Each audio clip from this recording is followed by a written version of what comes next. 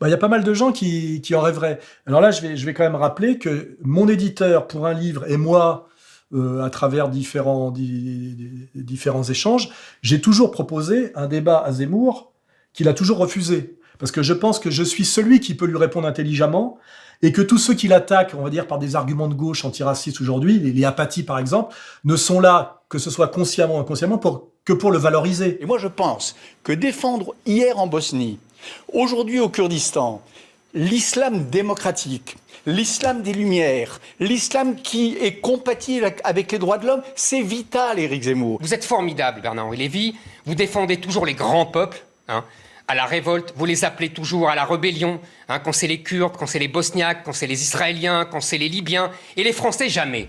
Quand les Français veulent se révolter contre une situation inique, là, vous dites que c'est des pétainistes et des racistes. Eh ben non, ça marche pas. Les arguments de Zemmour sont bien supérieurs aux arguments de ses contradicteurs de gauche. En fait, Zemmour, faut l'attaquer sur sa droite. Et c'est là où il est très fragile. Et vous, pourquoi ne pas vous convertir au catholicisme ou au christianisme en tout cas, pour aller jusqu'au bout de votre assimilation? C'est complètement... Aujourd'hui, c'est une religion minoritaire. Donc se convertir au catholicisme quand il n'est plus qu'une religion minoritaire... La religion minoritaire, je connais ça depuis 2000 ans, ça va, j'ai donné, j'ai pas envie de recommencer, quoi. D'ailleurs, je relance la proposition, je défie Zemmour de m'affronter en combat singulier, en joute verbale, sur les sujets fondamentaux, effectivement, effondrement de la France, immigrationnisme, islamisme, etc., etc. Je pense que je suis celui qui a les moyens de le mettre à poil dans un échange télévisé ou Internet.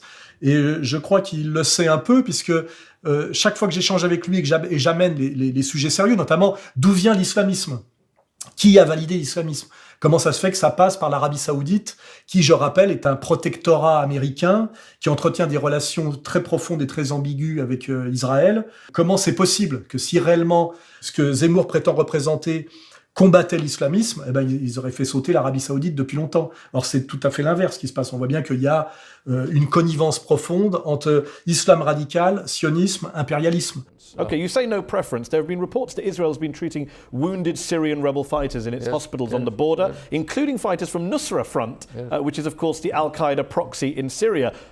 Do those reports worry you that Israel's helping wounded Al-Qaeda aligned fighters?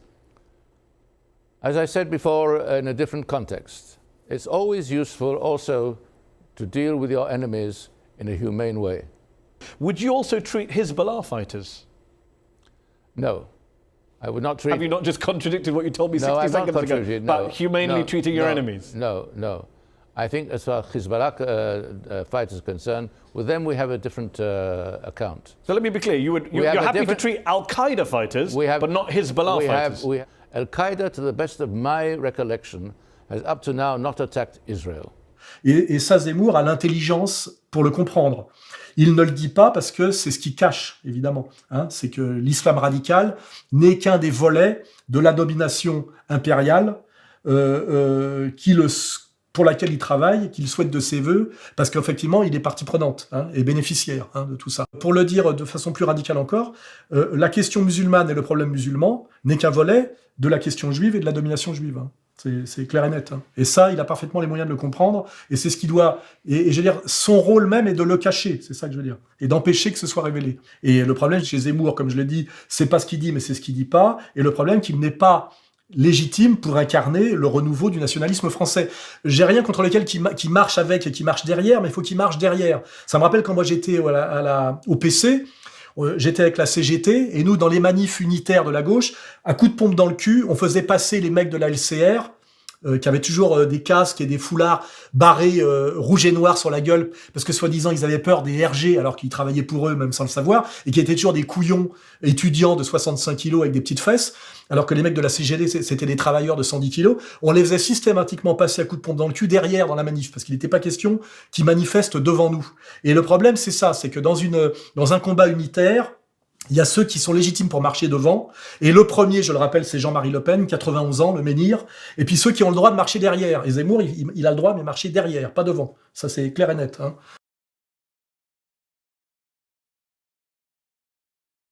Moi, je suis là en tant que Français de confession musulmane. Moi, je vais même vous dire plus loin que ça. Je suis ni français ni marocain. Je me revendique même afro-européen. Je me permets de vous offrir ce cadeau. Qu'est-ce que c'est? C'est véritablement, peut-être, ça permettra de l'assagir un petit peu, d'assagir sa parole. C'est toute l'histoire des luttes antiracistes. Ouais, oula.